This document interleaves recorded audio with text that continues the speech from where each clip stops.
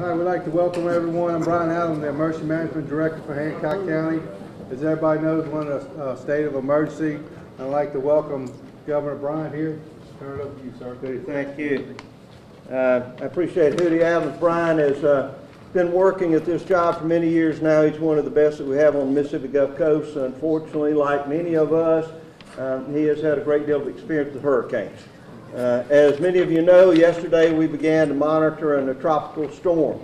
It is now reaching what is very close to hurricane force winds, a Category 1. We expect some landfall somewhere around 8 p.m. this evening.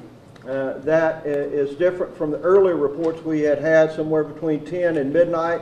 That is actually a good sign. The storm is moving. What we do not want it to do is loiter out in the warm water to be able to pick up more moisture and then strike our Gulf Coast.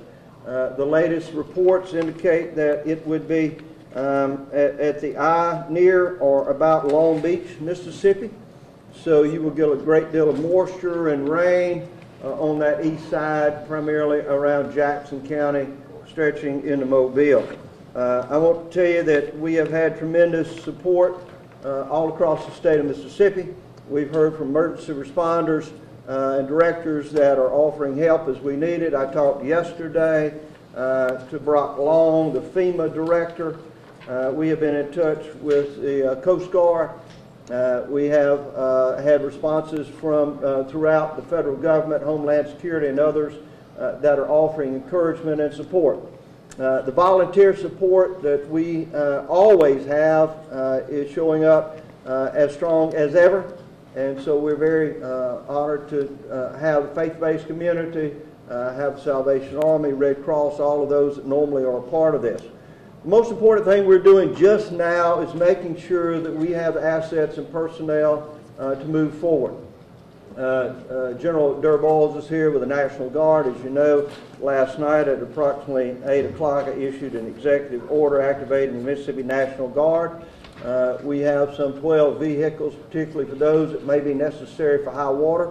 They are in the lower 3 counties just now, some 40 personnel, National Guard personnel on duty at each of the EOCs across the lower 3 counties.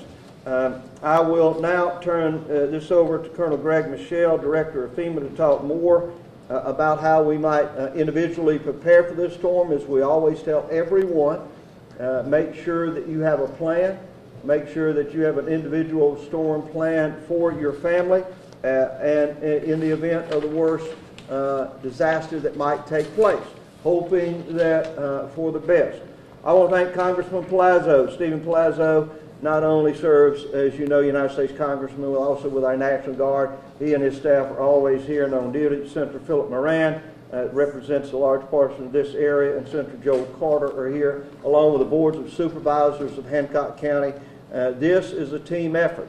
There is never a time when I come to the Mississippi Gulf Coast that all of the individuals that on the local level, the counties, the supervisors, superintendents of education are all pulling together. The power companies are prepared in the event that we do have a loss of power to residents or important areas throughout the Gulf Coast. So Colonel Michelle, if you'll tell us a little bit more about the tracking of the storm and how we might further prepare for it on an individual basis.